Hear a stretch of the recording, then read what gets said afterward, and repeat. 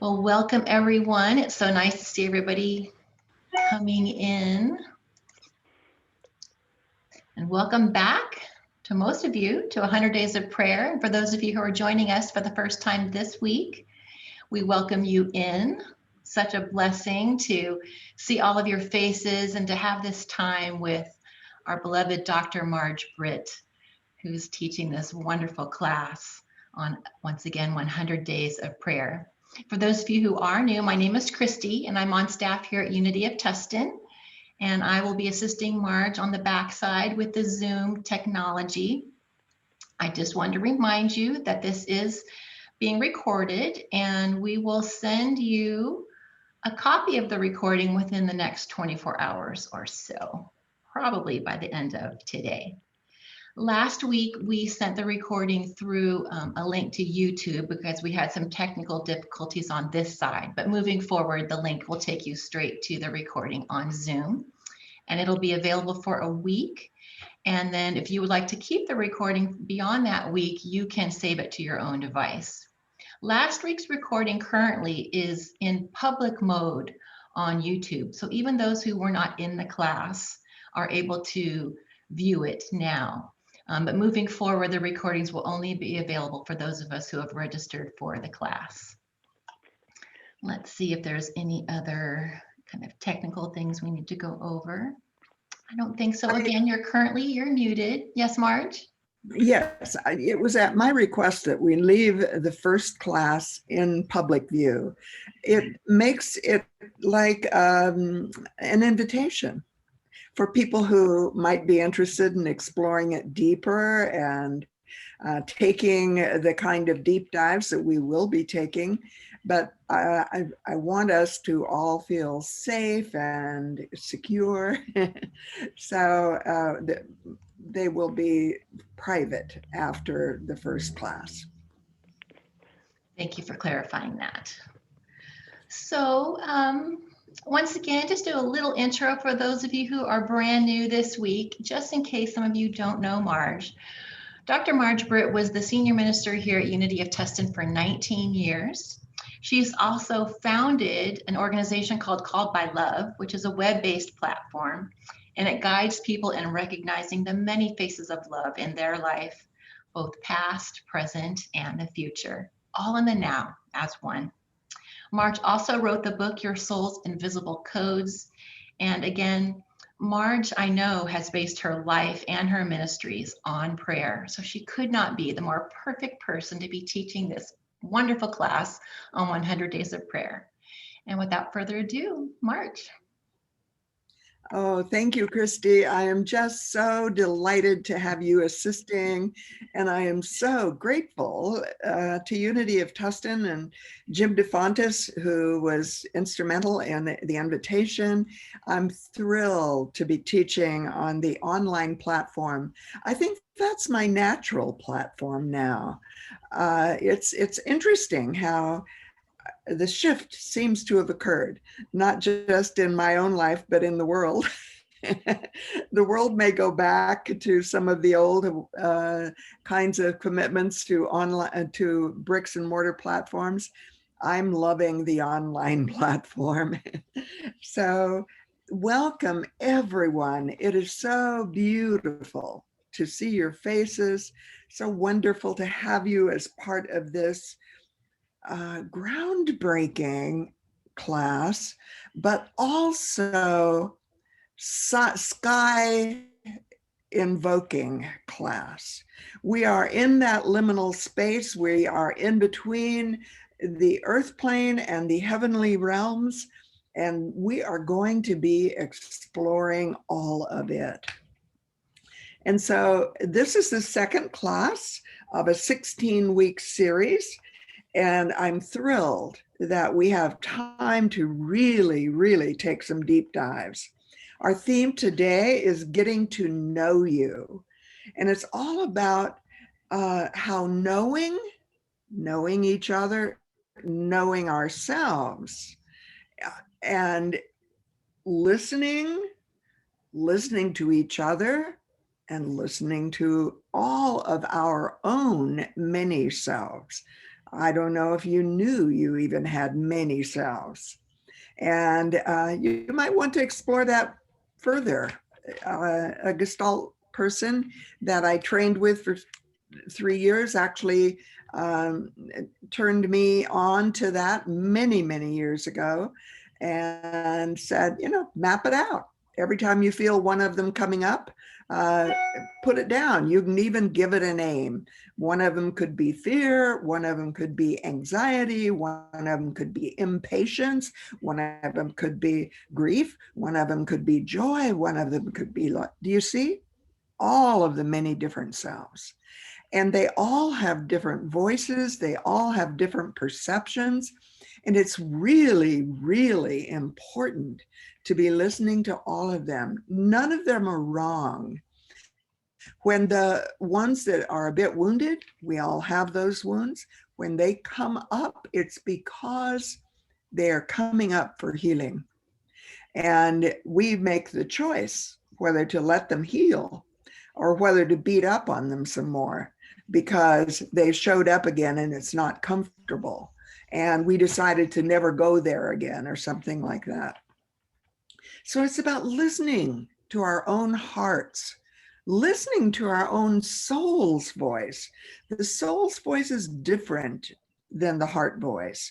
The heart voice is a link between the human mind and the soul, the divine mind. And it's about asking. So when you have questions, when you're not sure about something, when you want something, ask, invite your heart to tell you, invite the Holy Spirit to tell you. Sometimes I use a pendulum or kinesiology to ask. And when I've done that, interestingly, I learned how to do that from David Hawkins many, many years ago when he came to Unity of Tustin, and I worked with him individually and privately sometimes, and many times in groups and traveling to be with him. What I found was that my heart never lies to me. My heart never lies. My human mind will lie sometimes. It will tell me things that it feels are protective, or it will tell me things that it feels because it's angry, or other kinds of ways of dealing with the world. And some of it's ego related. And the ego at one point begins to dissolve in our emergence into our divine being. And so there's a healthy ego that has to be developed, and that's really a positive thing. But then at one point in time, the ego can become a stomping, storming tirade, tantrum throwing 2-year-old. And everyone has probably heard about terrible twos. So when that shows up in our lives, maybe it's better just to witness it, or maybe say, oh, sweetheart, come here. Let me hear you. Let me love you.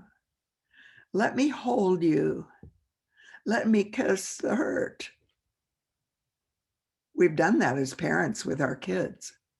Can we do that with the parts of ourselves that hurt? So it's about opening our hearts. And, it's quite amazing because that process of honoring and listening and asking and opening our hearts sets a field. And it's either going to be a small f field, and that can be stormy and difficult and hard, or it's going to be a capital F field. And Rumi described that. Rumi said in his beautiful, beautiful poetry, more love poetry published under the name of Rumi than by any other author in history. There is a field beyond right and wrong. I will meet you there. a field beyond right and wrong. Is that possible? Yes, in non-dual awareness. And I don't know anyone, no one, including myself, that holds that now all of the time. We lose it when we go into judgment, when we go into fear, sometimes when we go into grief, sometimes when we go into feelings of competition, sometimes when we get lost in the wilderness of confusion.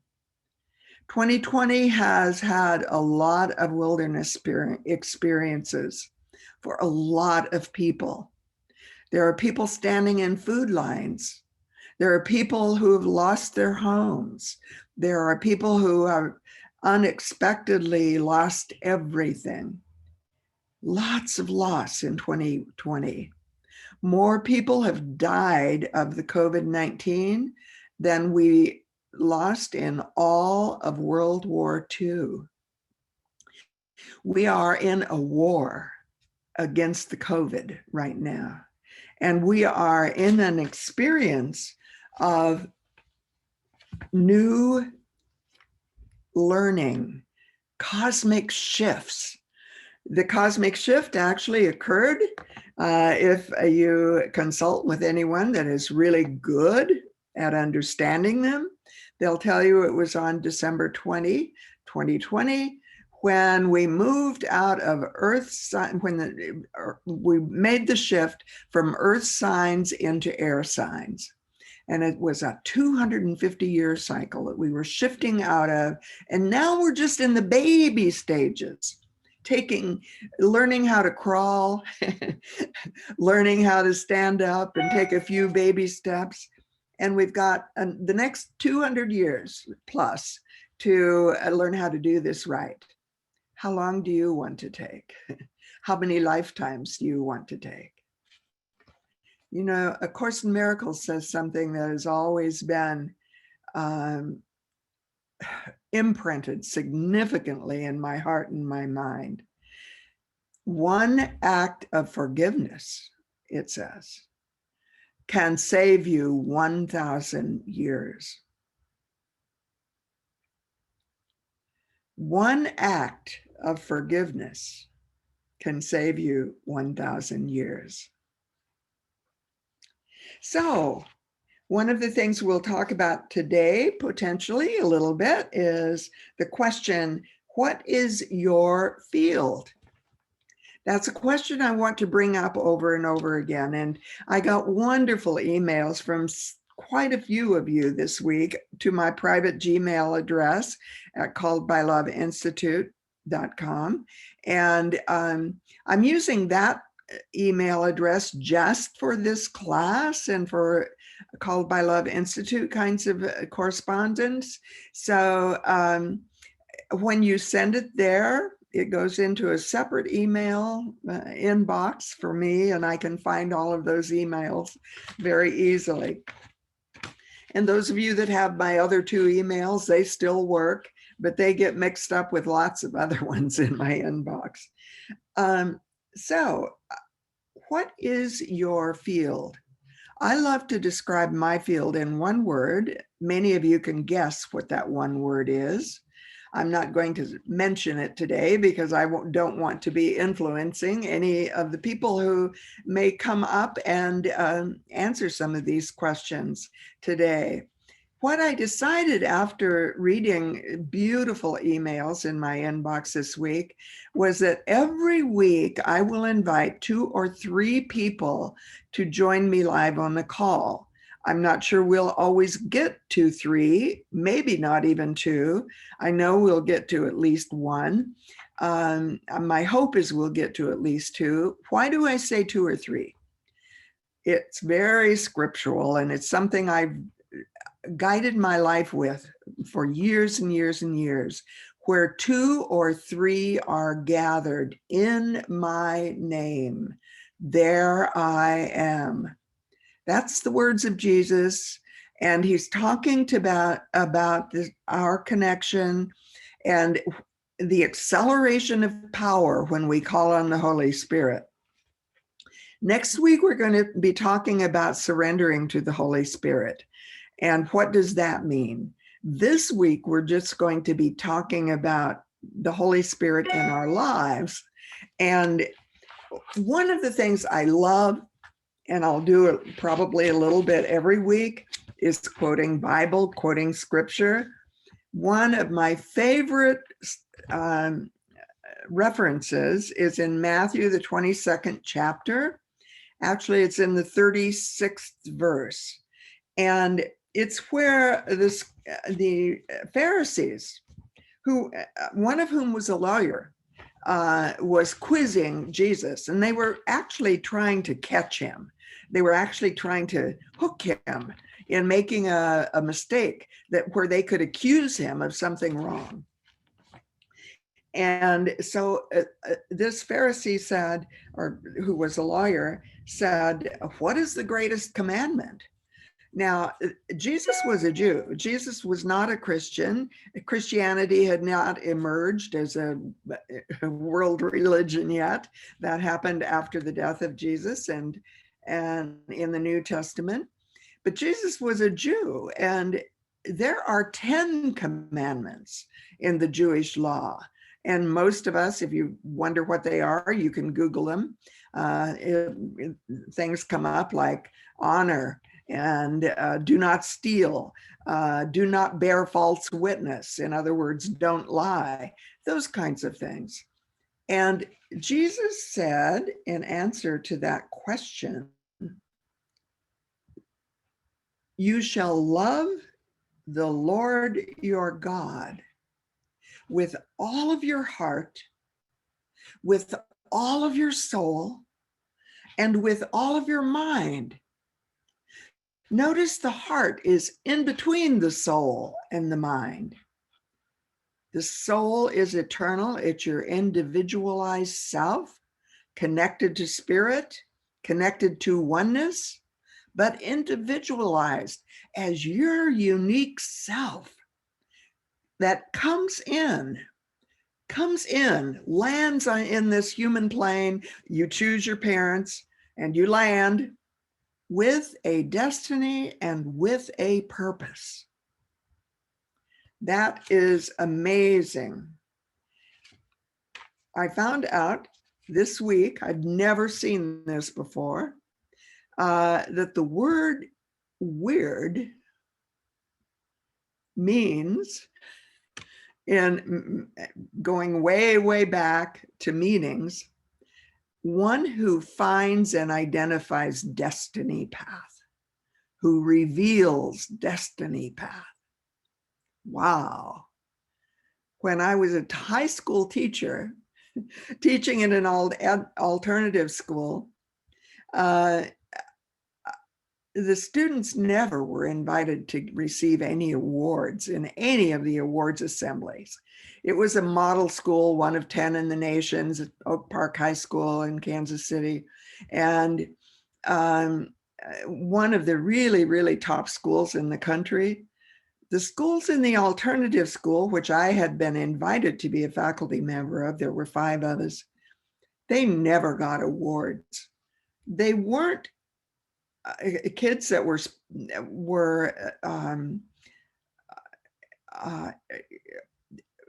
lacking in intellect often, but they were kids who had trouble adjusting to the normal system of schooling.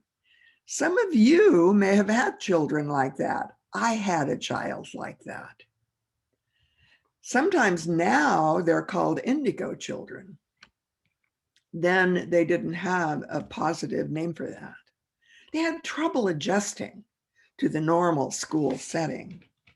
So those kids in that school were bright. We did their learning, taught them in alternative ways. One of the vice principals had a permit to drive buses. We took them on school buses to learn history. And we would take them places like the jumping off place of Lewis and Clark. That's still an imprint in my mind. I often refer to it when I teach the spectrum of consciousness, and when I teach the codes, we're learning about our soul's invisible codes.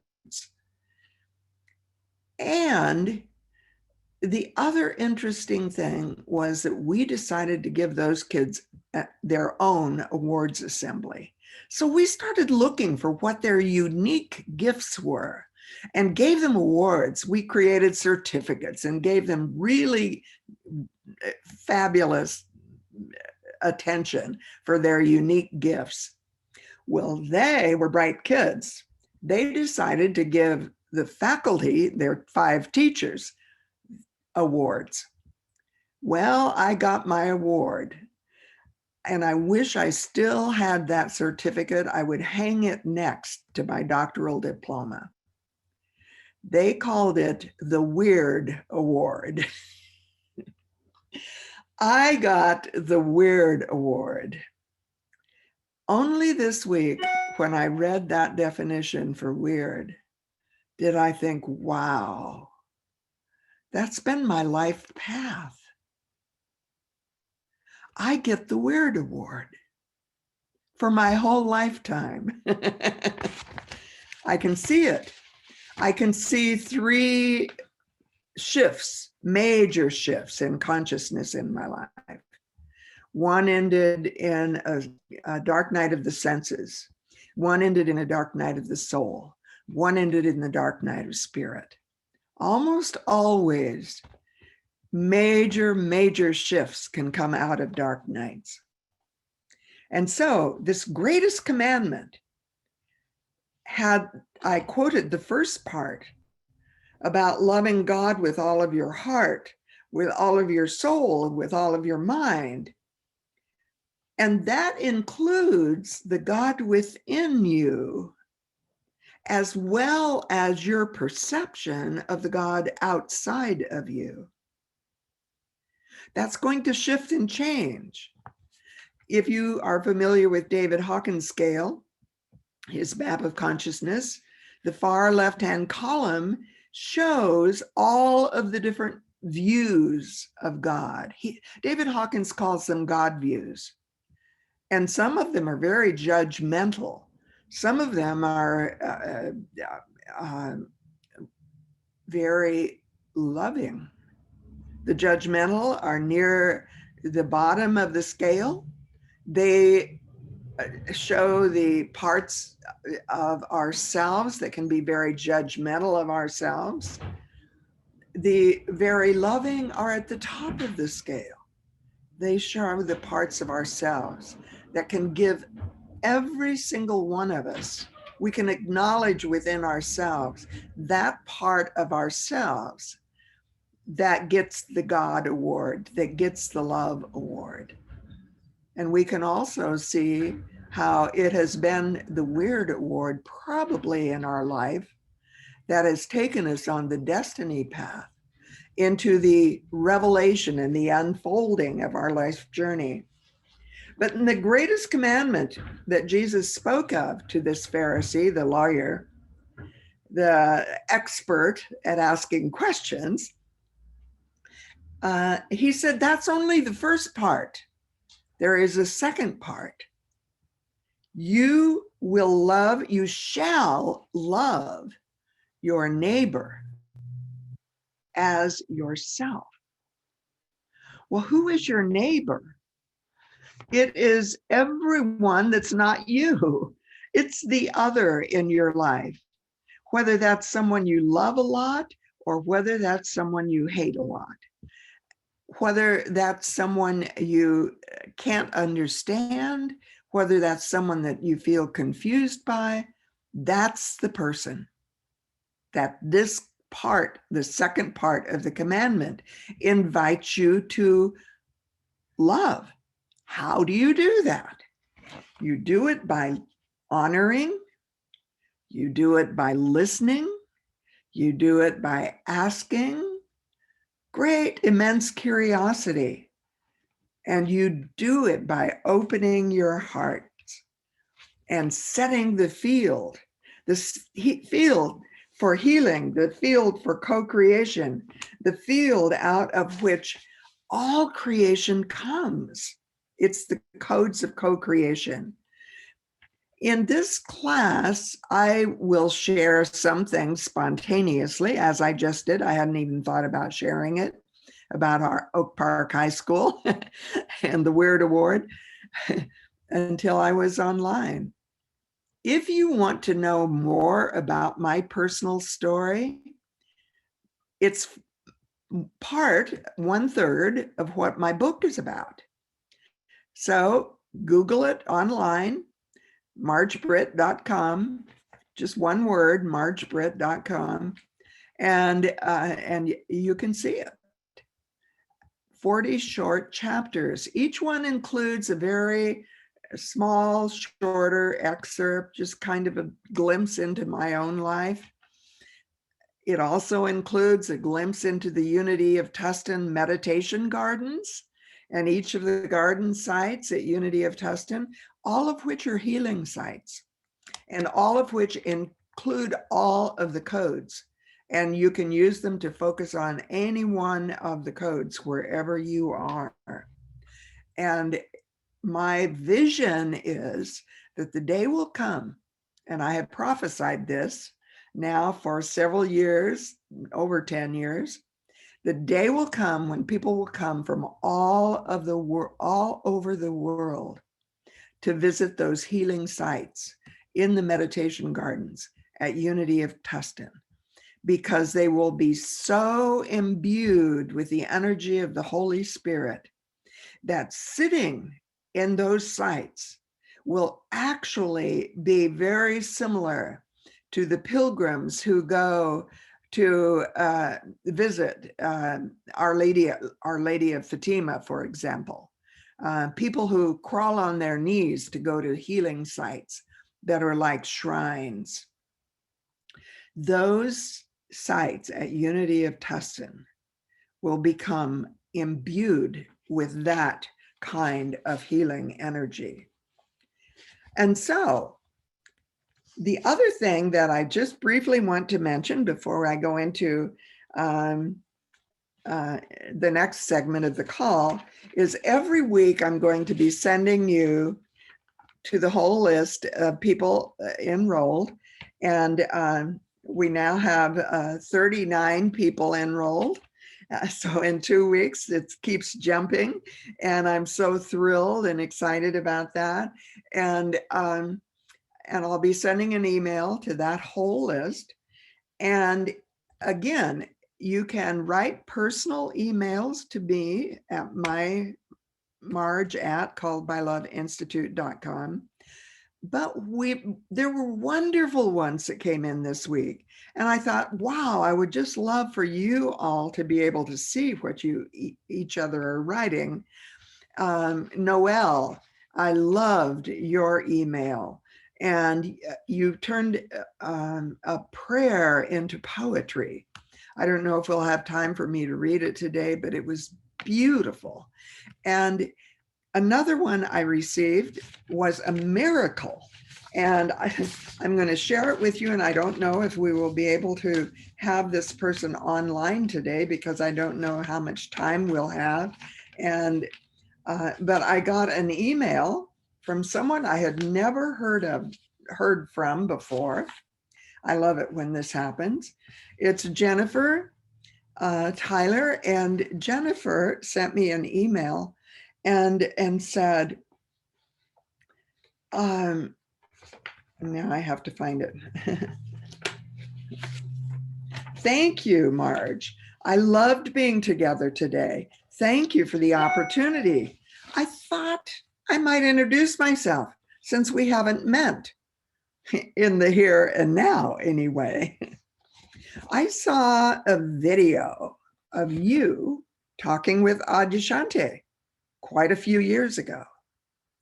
That had to have been when I was on Adya's worldwide broadcast, when we were launching Living Loving Legacy, that video was recorded. It's still available from Adyashanti. And I have been part of your mailing list since then.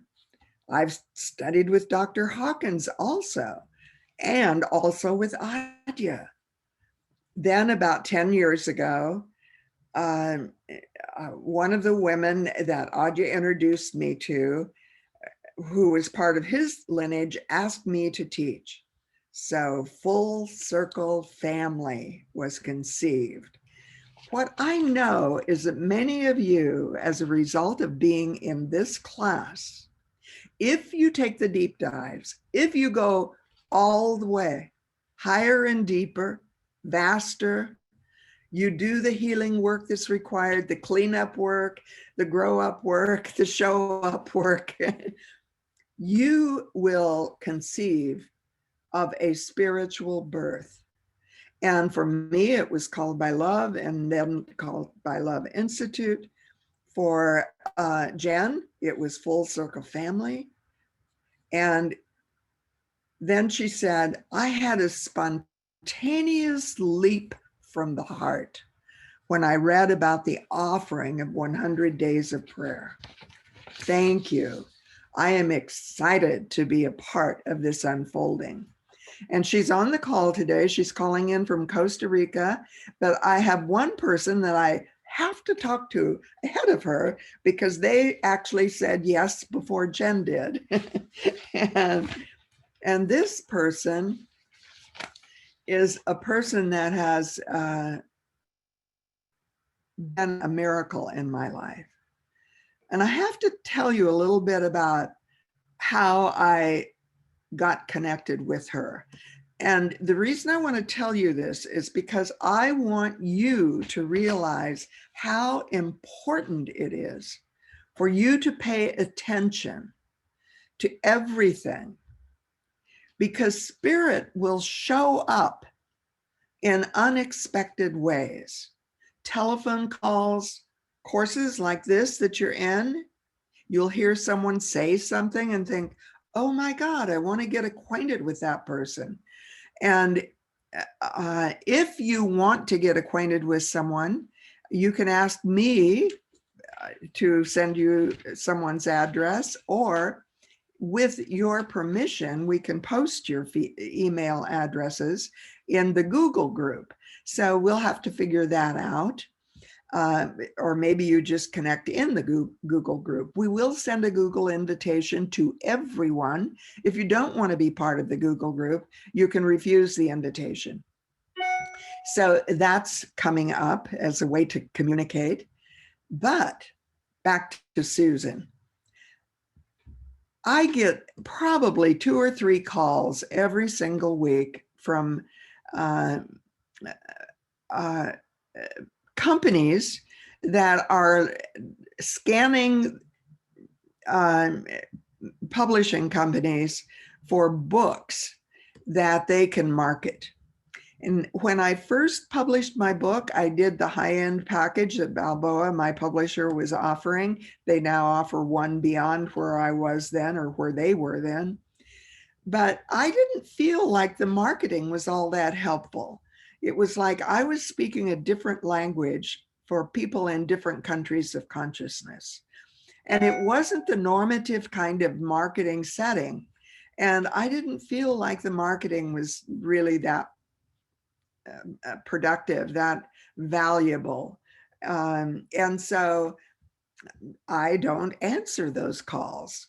If I realize it's a marketer, I don't even answer the phone. I just let it ring and or block the call if I know who it is and don't want the call to come anymore.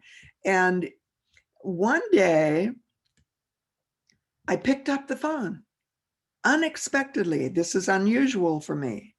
And it was a marketer, and they were wanting me to consider being on a podcast. And I didn't think I was interested. And then they said one word that caught my attention. One word.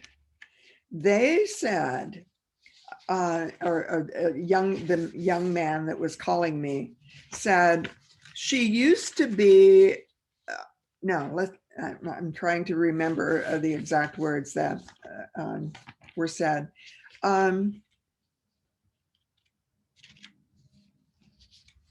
She was on Crown Media, and that's connected with Hallmark. Crown Media, Hallmark. Boom, connection made. I didn't have a clue who Susan was. I didn't have any idea of where that would lead. I didn't want any more marketing. And yet that phrase, Crown Media, I thought, oh, the Hallmark Channel. Well, I used to love to watch Hallmark movies. Guess what Hallmark movies are about? Love. Guess what my life is about? Actually, I'm revealing my one word, love. I suddenly heard Spirit saying, pay attention. Pay attention. So let me introduce you to Susan. And Susan, I'm going to ask you to raise your hand so that you can be unmuted and you can join me. Here I am. Hey. Hello, Marj. Hello, everybody. I'm absolutely delighted. And I'm not seeing Susan. Is everyone else I'm seeing delighted her? to be here too. A few There. people are. They're Now I'm waving and seeing saying hello. So, Susan, out of that, we have had multiple dialogues. And first we thought they were preparing for the call that I signed up for, which I didn't ever intend to do any more marketing. And yet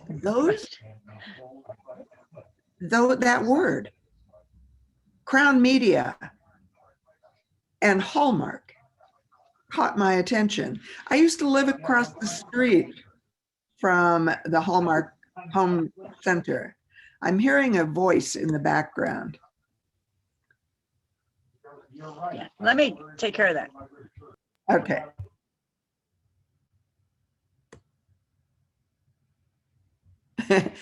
Anyway, I lived across the street. I lived at Crown Center in Kansas City. And Crown Center is a beautiful multi-level building of apartments. They also have condominiums and a beautiful, beautiful hotel with waterfalls. And it was incredible. And I lived there for quite a few years. And it was a beautiful part of my life. And all of a sudden, I'm connecting with Susan because that word has made the connection. It's a heart to heart thing. And she doesn't even know yet why I'm so connected after having not said yes to marketing calls like that for months and months and months. So Susan, tell us about you. And first of all, I also want you to tell them about your book and then your podcast. Okay. It's interesting because when you started this talk, you said, tell people, what is your field? And I had this sudden question mark in my mind, which was, are you talking about my field, like what I do for a living? Or are you talking about the spiritual level at which I'm dwelling? Just what is a field? So while you've been talking, I've been thinking about that. So where did you my land? career, I've been in television for I haven't landed yet. I'm still floating.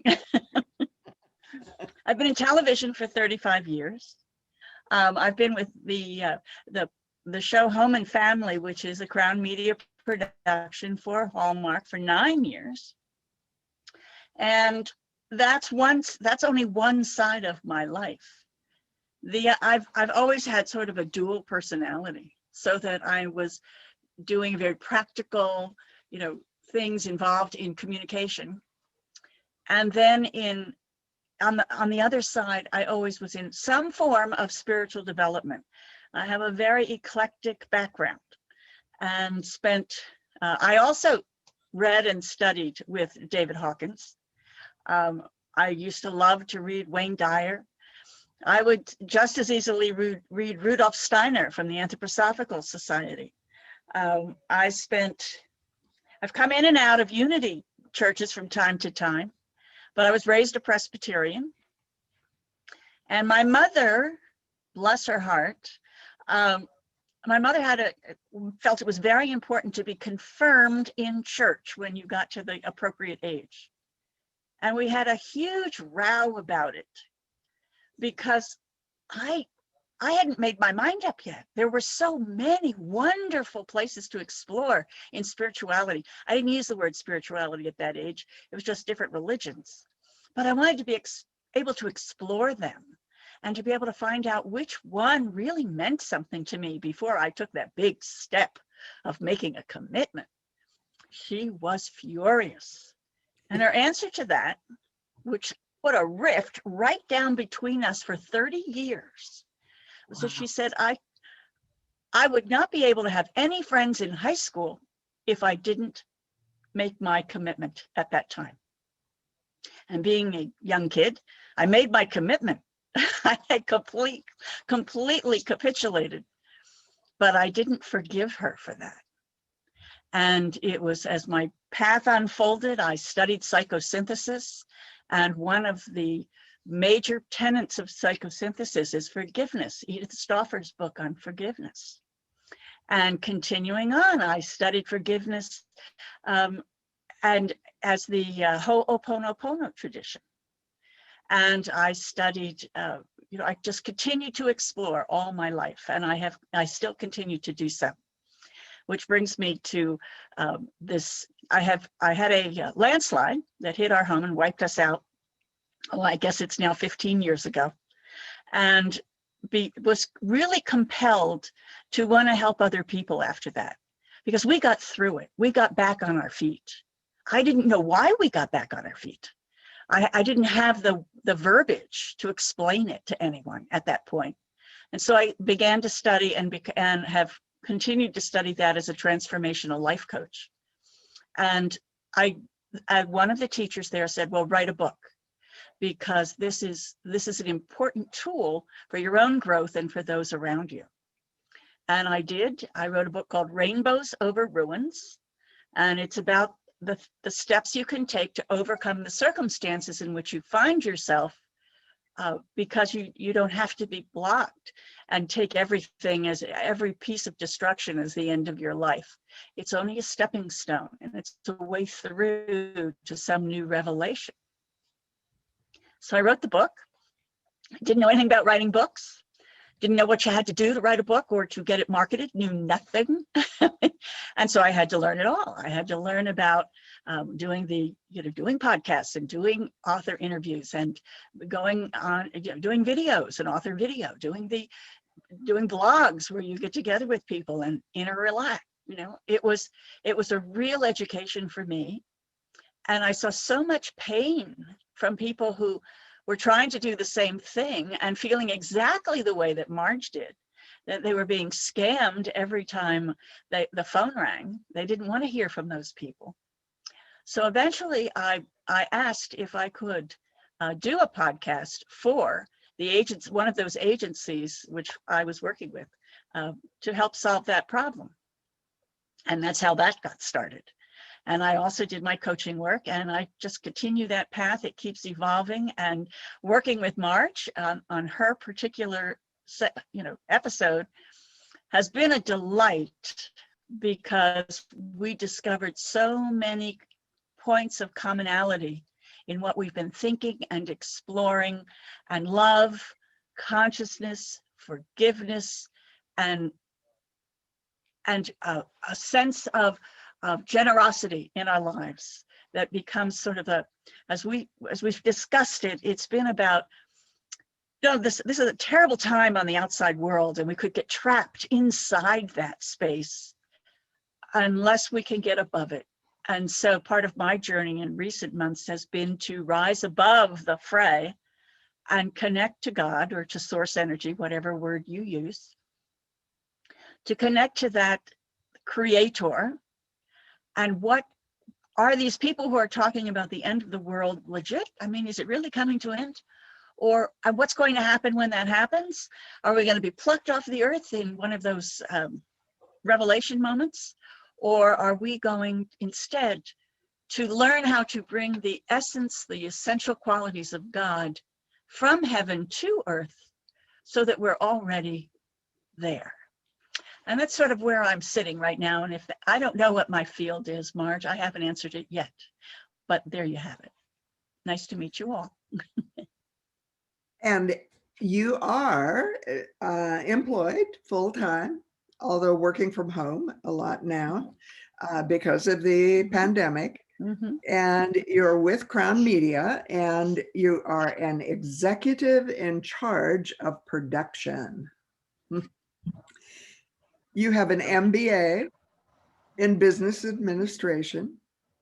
You are a life success and power habits coach.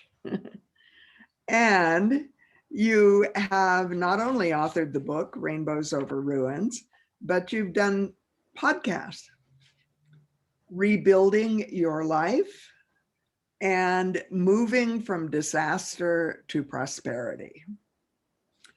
And so it's absolutely fascinating to me that Spirit brought us together in this way, that I didn't know you. If I had tried to get acquainted with someone from Hallmark, I never would have gotten through to the executive in charge of production. I'm sure you have gatekeepers that prevent that from happening, from wanderers in the wilderness like me. We do. And here we are. And I'll ask you this. I think I know the answer. Do you do 4 or 5 hour-long conversations with authors before you do a podcast with them, usually? More frequently, it's about an hour. It's enough to ask several questions and get a feeling for someone. Yeah. And what we kept finding was that we were just diving higher and deeper and vaster, and the universe actually kept rearranging the date that we would do the live recording as a result of things like a pandemic. And so actually we did the recording this last week, and Susan just sent me the link to it. So in the email that I send to all of you this week, I will give you that link, and you can listen to the recording that Susan and I actually did. So Susan, it's wonderful. Do you see stages of development in your life? Oh, yes. Oh, yes. It's, it's from the little girl, and ironically through threads, I guess is the best way I would say it. I can still remember as a little girl, maybe 7 or 8 years old, crying and having my mother coming into the room. And I was crying because I didn't know what I would do if I couldn't go back to heaven. And it was a powerful moment for me, one that obviously I've never forgotten.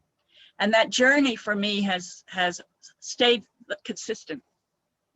I have your normal high school kid. I was a cheerleader. I did all those kind of things, but I sang in the choir.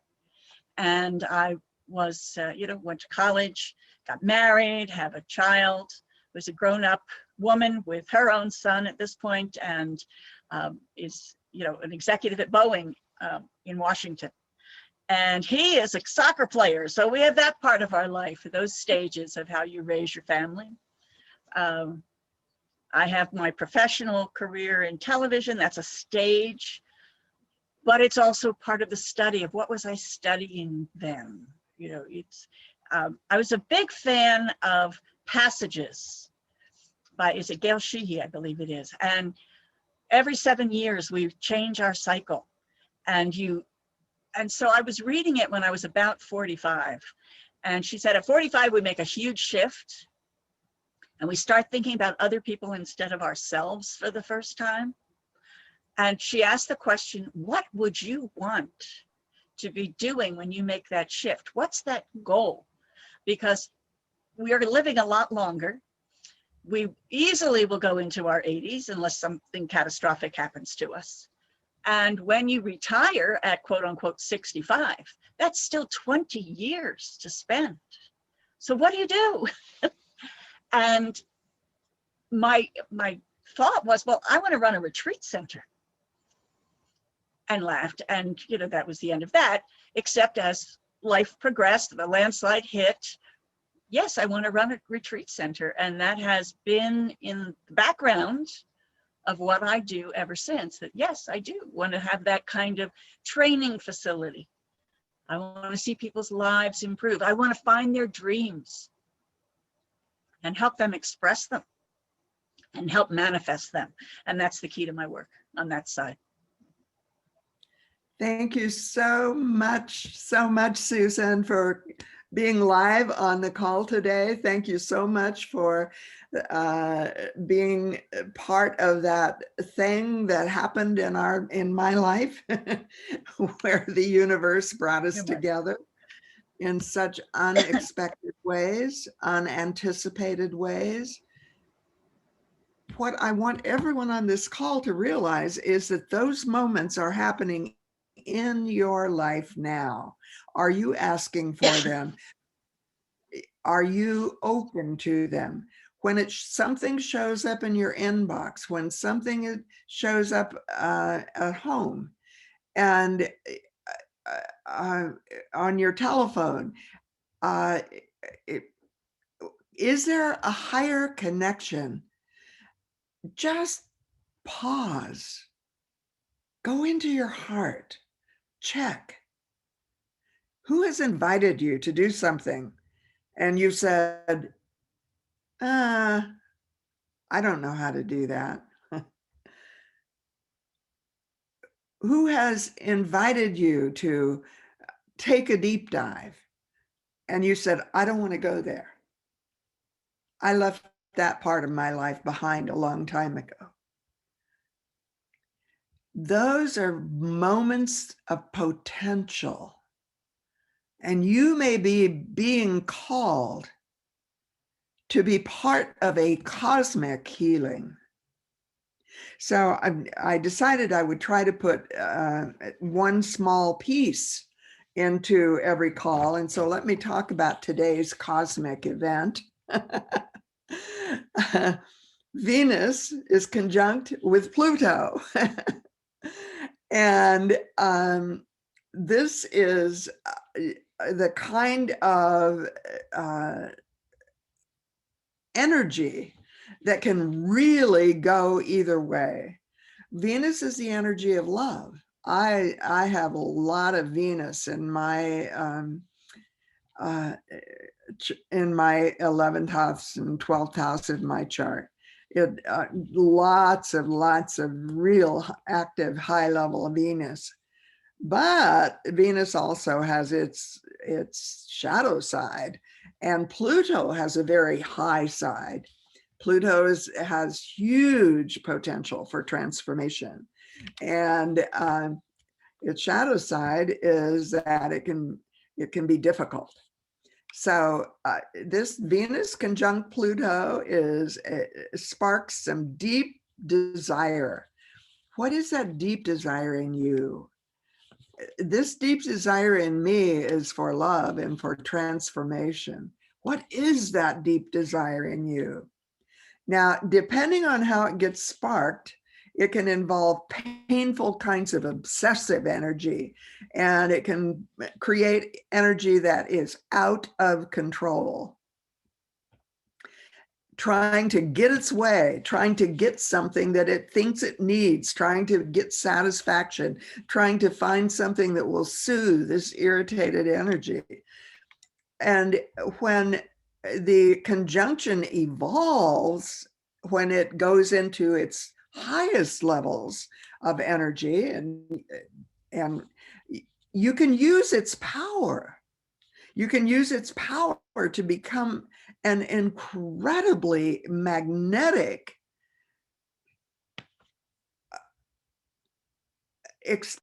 energy field where everything you need is going to find its way to you without having to go out and fight for it. And so, which side of the spectrum do you want to play on? Do you want to play on its very, very powerful side? Do you want to play on its destructive side? It's like David Hawkins' scale again. There's at level 200, it moves into the positive out of the destructive. And so you have to decide what is destructive and what is positive for you in your life. And speaking of David Hawkins, and thank you, Susan, I really, really appreciate your coming on with me. David Hawkins, a mutual teacher between you and I, talked about illusion and positionality.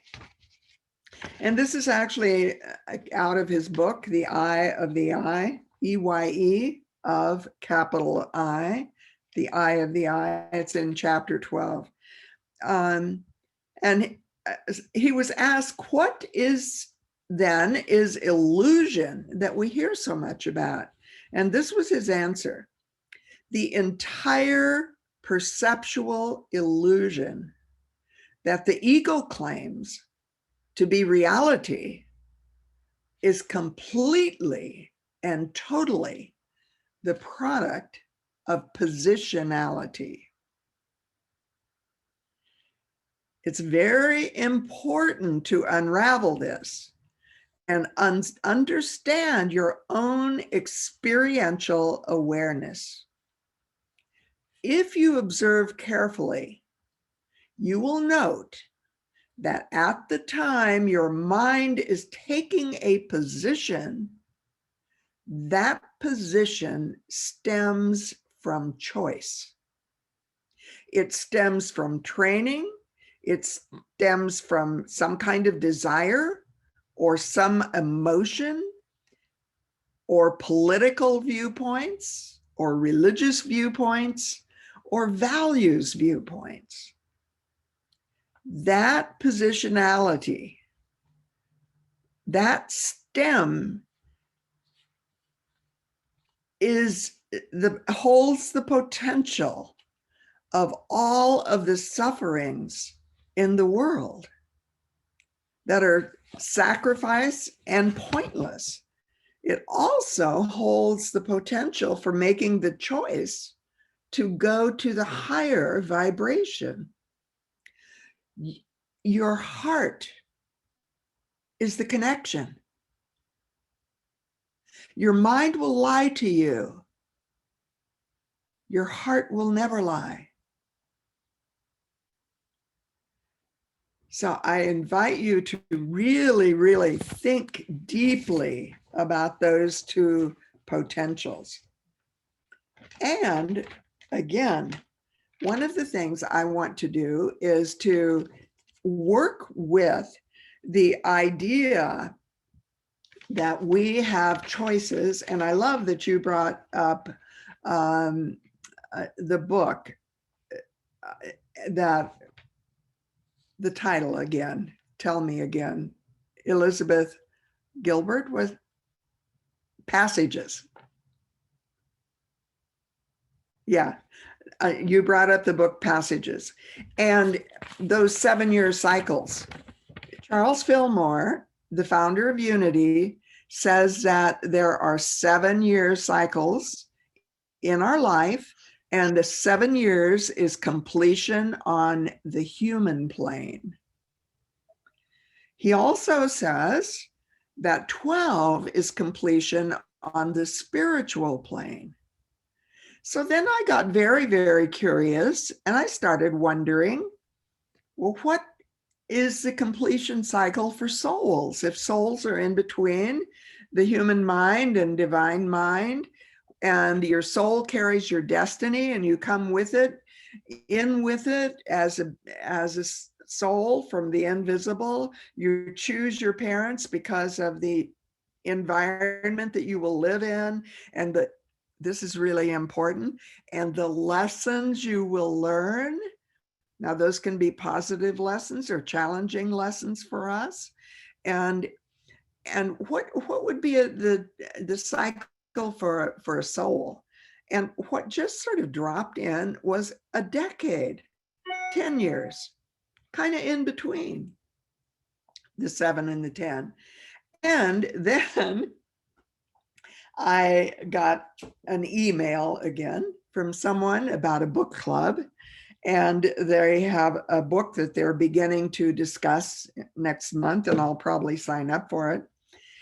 But the subtitle of this book was called An Apprenticeship, and it's referring to aging as an apprenticeship. And since I'm now 81 years old, 82 in April, I'm on the end of it, the aging end of all of these cycles.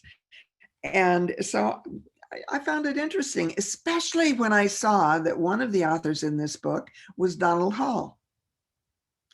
And it's a collection of essays. So I immediately ordered the book, and it arrived today. That's how quickly it can arrive if you order Amazon Prime. And what happened was that I opened to the chapter for Donald Hall, and I thought, this doesn't really sound like the Donald Hall that I'm familiar with. So I had to Google Donald Hall, and it wasn't the Donald Hall that I was familiar with. It was a different Donald Hall. It was the Donald Hall that was poet laureate and wrote many, many essays. And in this particular book, he wrote an essay on death. Well, that wasn't what I wanted to read, or was it? Do I need to know more about the next 20 years of my life, which will take me to 100 and beyond? I'm not sure I want to know about that, because I talk to my sister-in-law every single day, and she's now 100, and she's beginning to move into dementia. And I've watched her for 3 years go through stages that I really hope I never have to go through. However, then I Googled Donald Hall Sr., Donald J. Hall, Donald Joyce Hall, because it was Joyce Hall that was the founder of Hallmark. I was thinking it was Donald Hall. It wasn't, it was his father.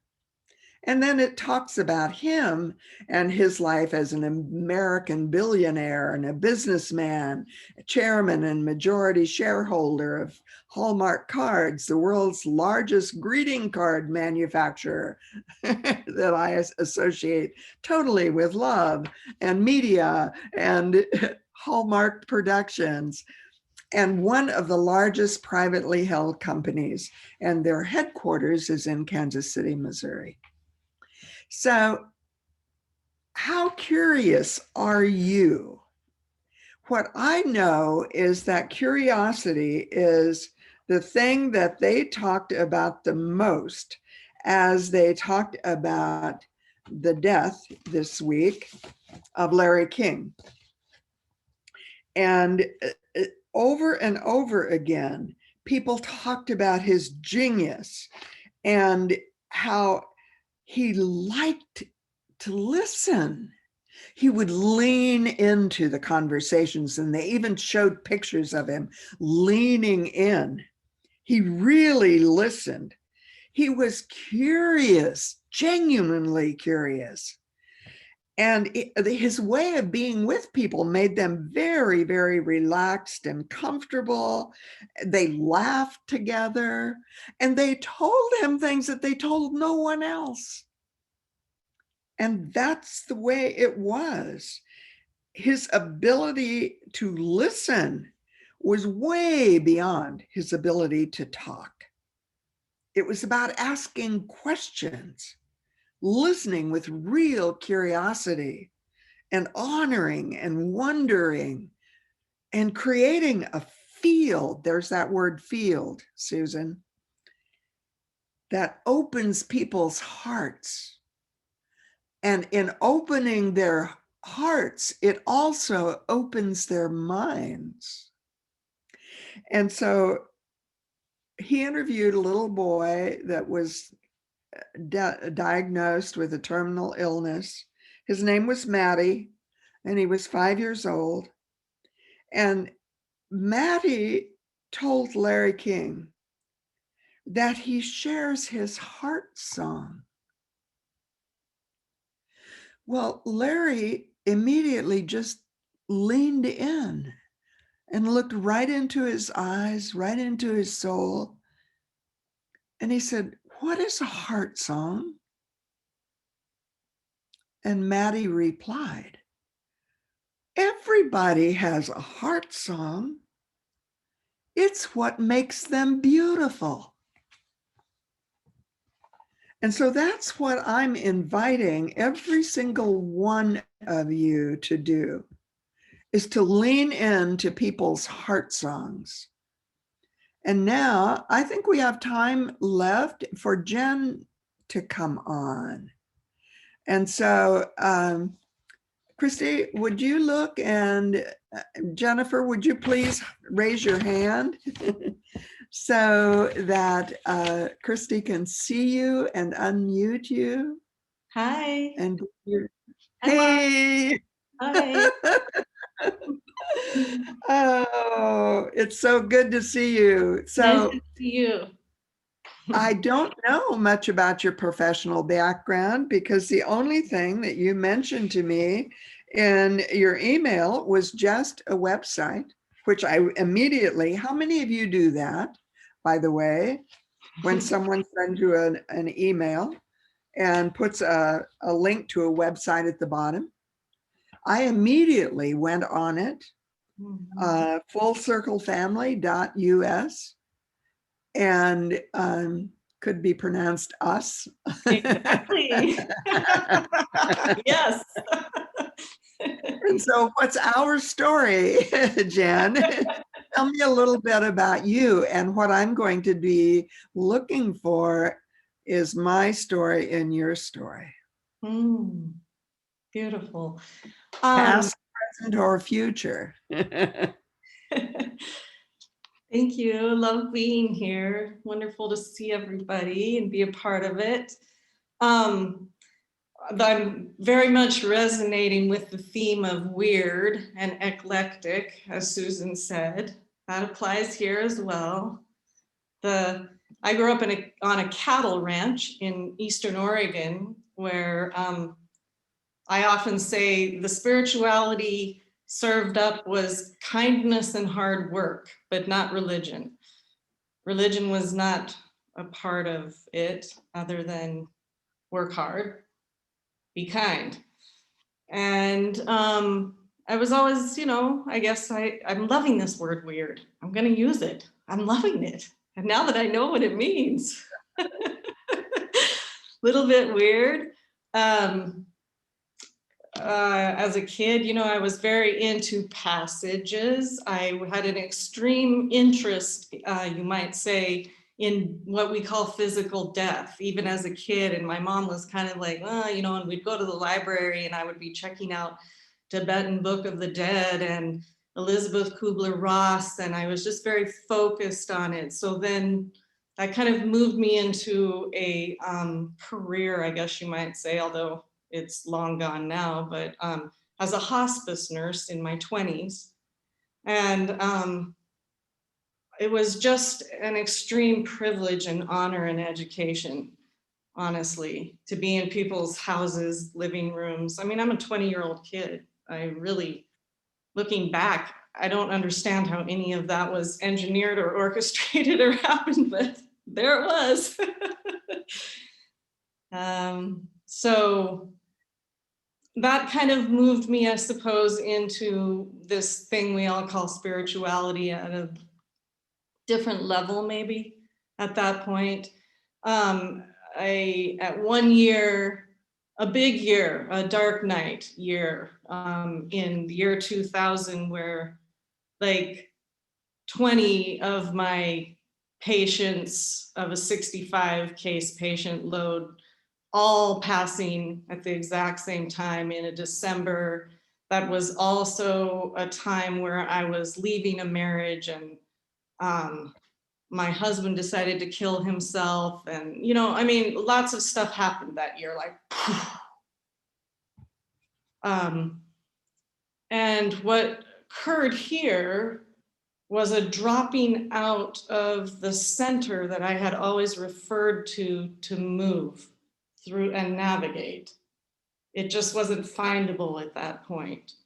I didn't know to call it a dark night of the ego or anything else. I just knew that the navigational system of this is where we go, and this is what we do, and this is how we treat other people, you know, all of it just kind of, and my life changed dramatically, logistically, and on a lot of different levels.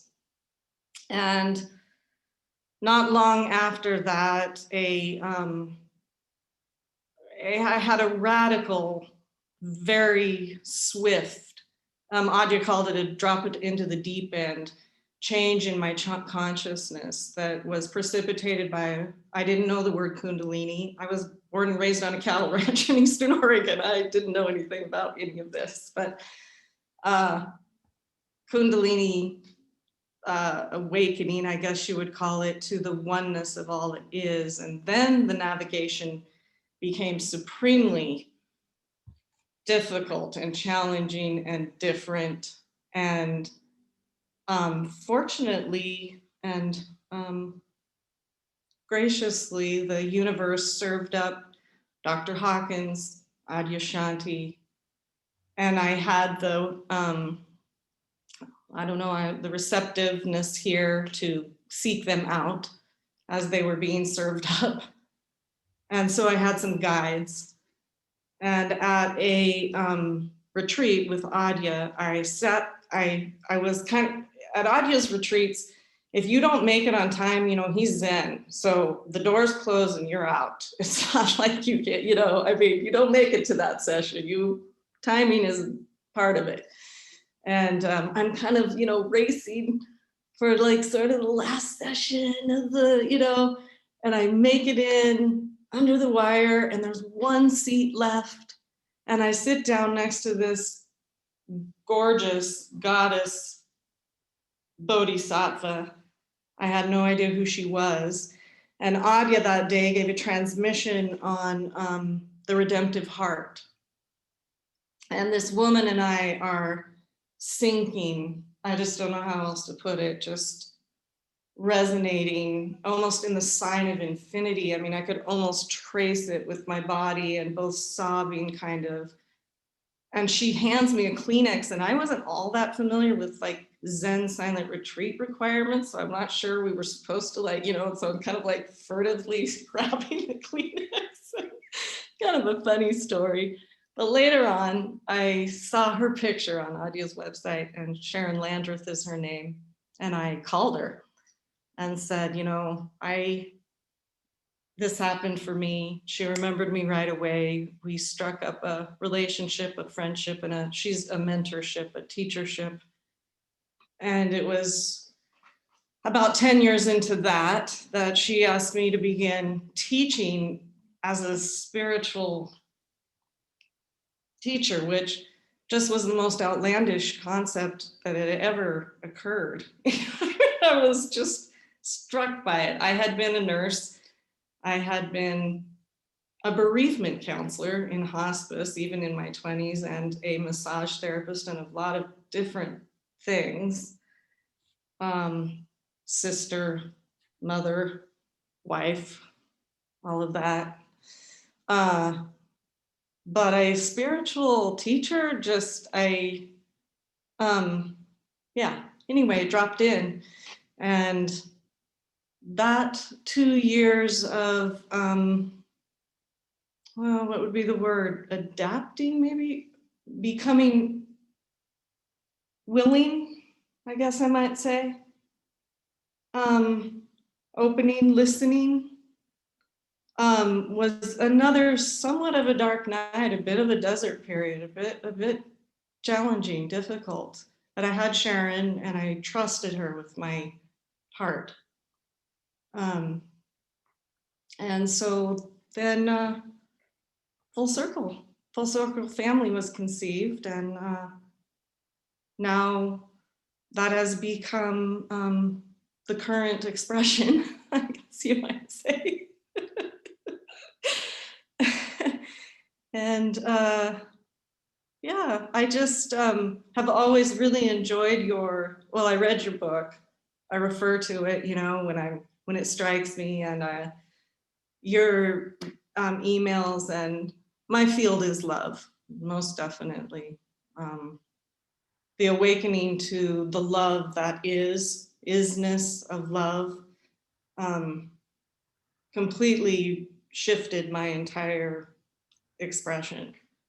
So I've always really appreciated your offering and your beauty, and I just had a real call to participate. So here I am. Thank you. And I love your story. And I don't know, you probably can't see this, but I just wrote down things I related to in my own life. There's almost a whole page. It's like so profoundly clear. We are one. We are all one. If we are willing to open our eyes, open our ears and hear it. For those who have the eyes to see, for those who have the ears to hear, you will do these things and even greater things. So beautiful. And we have about 10 minutes left. And I think what we should do, Christy, and I've always told Christy and Fabian, I can't tell you our time frames because I don't know how Spirit's going to direct it. And that's what I always do, is pray the Holy Spirit and ask the Holy Spirit to direct everything. And so, Christy, I think we should open to people raising their hands or coming online, asking questions or responding to anything that's been said. Oh, by the way, Jen, Costa Rica. Yeah. I want to hear more about that, but I'll let other people ask you questions too. Christy, tell people how to raise their hands. And you're muted, Christy. You can either just physically raise your hand or down at the bottom on, let's see, where is it? There's a little spot to raise your hand electronically. So participants. Yes, and participants. Thank you, Jean-Claude. I don't see anybody. Nobody's raising their hand yet. So I see Jim DeFontis. And Jim, I'd love to have you come on. You were the person who said, Marj, you've got to come back and teach. And Jim, come back and welcome everybody, because it's because of you that all of these people are here. Oh, well, no, it's because of you that everyone's here. I just opened the door.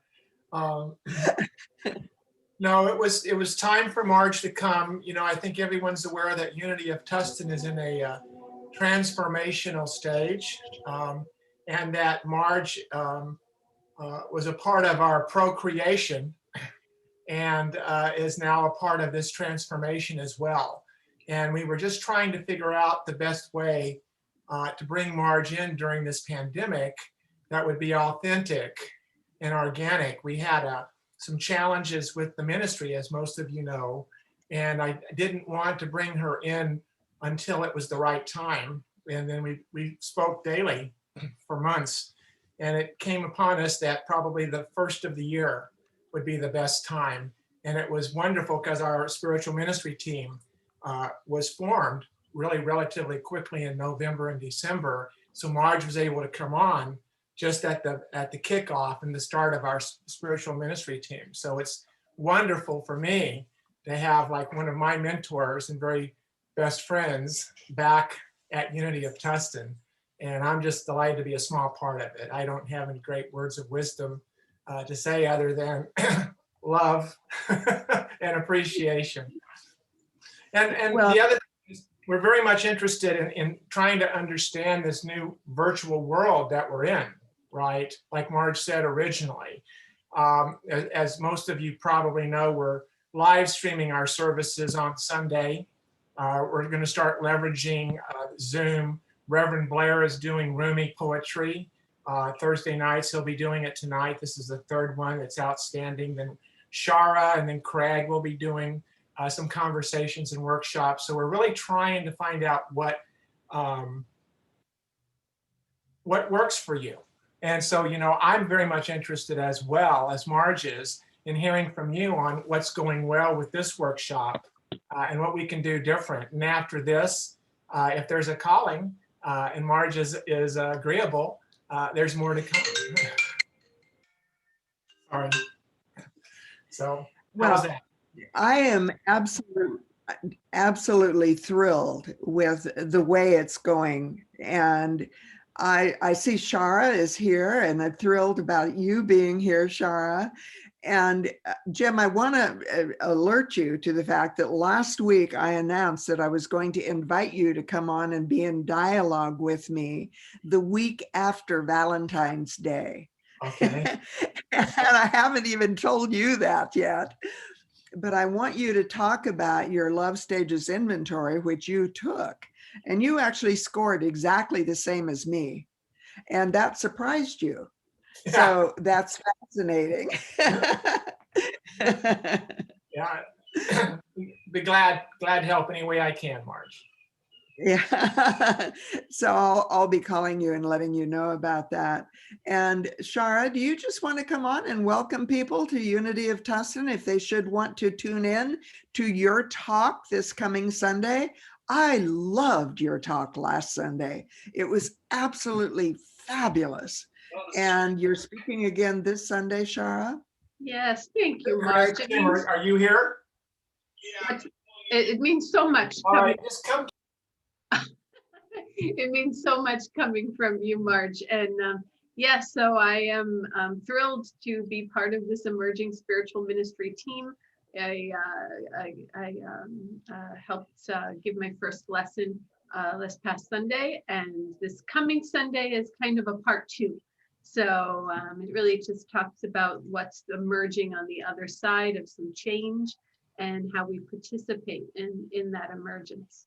So it's been quite a wonderful experience for me to be here and then just to say hello and meet everyone. What I want everyone on this call to think about between now and next time, or maybe even now and Sunday, is ask yourself the question, am I done yet? I'm 81 years old, and what I realize is that Spirit has got me on the fast track right now. I have been getting more downloads in the past week than I've gotten in the past month or the past year. And they're just coming so fast. I did a real serious learning piece. And now all of a sudden, all of it's coming back together and is coming as downloads. I want everyone on this call to ask, is Spirit done with me yet? And I'm 81, and the answer is no, Spirit's not done with me yet. So pay attention. Listen up. One of the faculty members in the alternative school used to say to those students, listen up. and so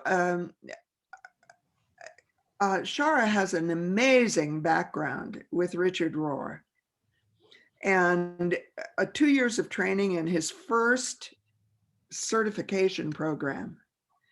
And what I know is Shara knows things that I don't because of that training with Richard Rohr. She may not have thought about it this way yet, but she was in training for what she's supposed to do next here. What is that?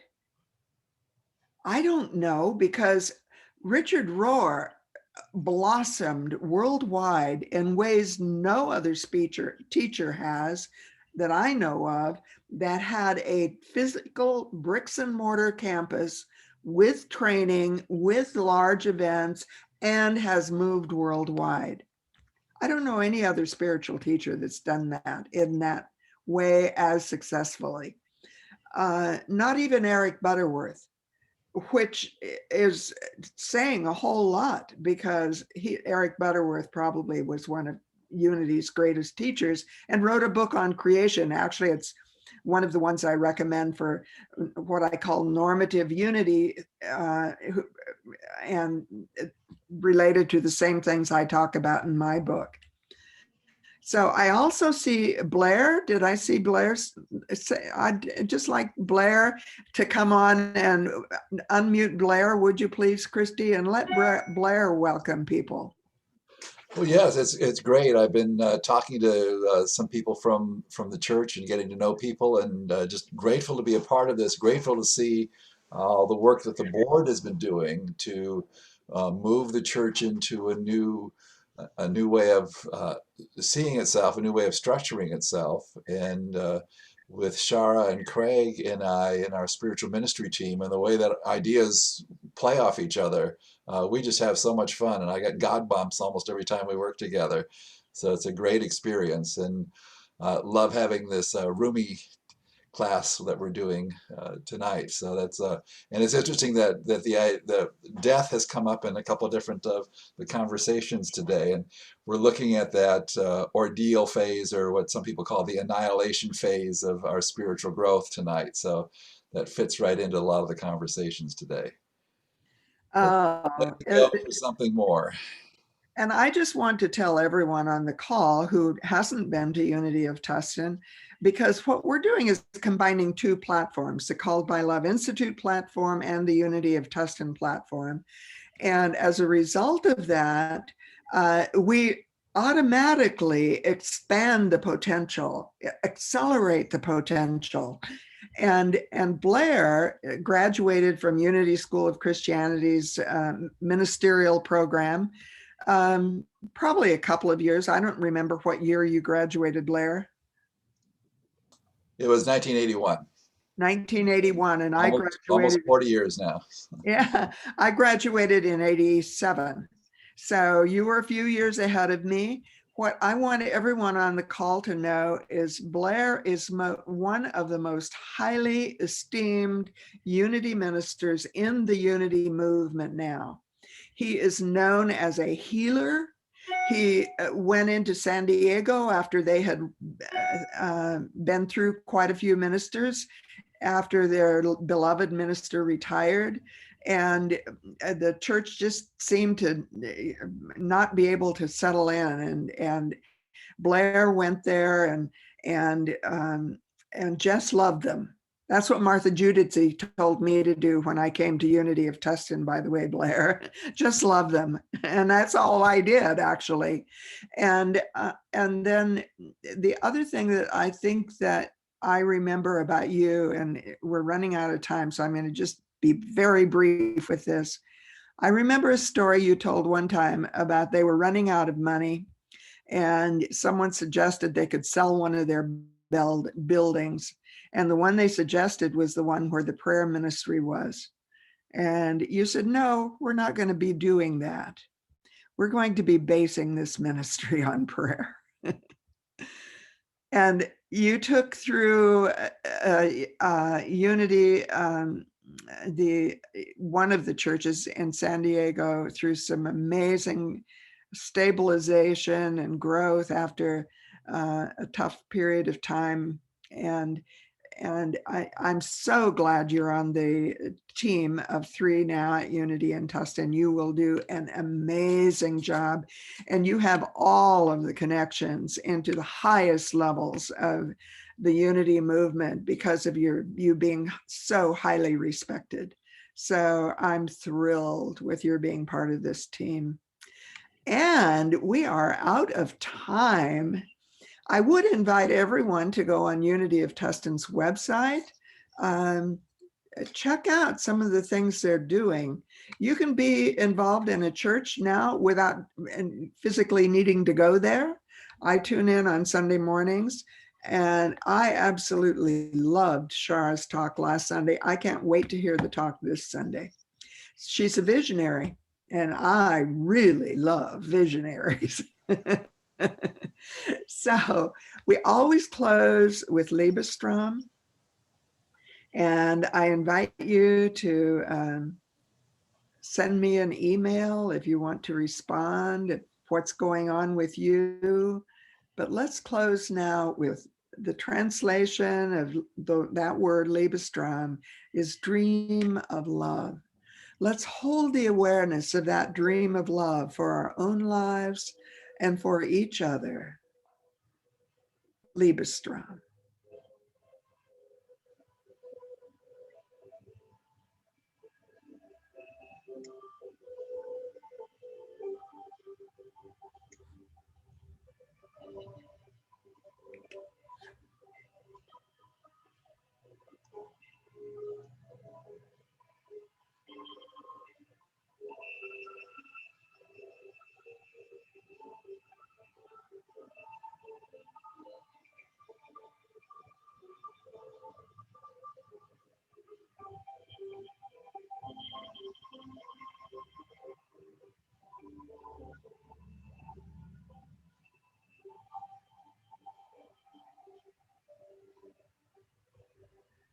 And the sound isn't coming through really well for me. So we're still working on some of our technical issues. But you know, that's the way we do life. We work on our technical issues. And we do it with great love and great joy. And sometimes it's painful. And then we have to take a deep breath and come back to love. And so I'm looking forward to seeing you next week. And we're talking next week about what it means to surrender, especially to the will and the work of the Holy Spirit. And so it is. Much love, deep love, and many, many blessings to everyone. I am so grateful for you in my life.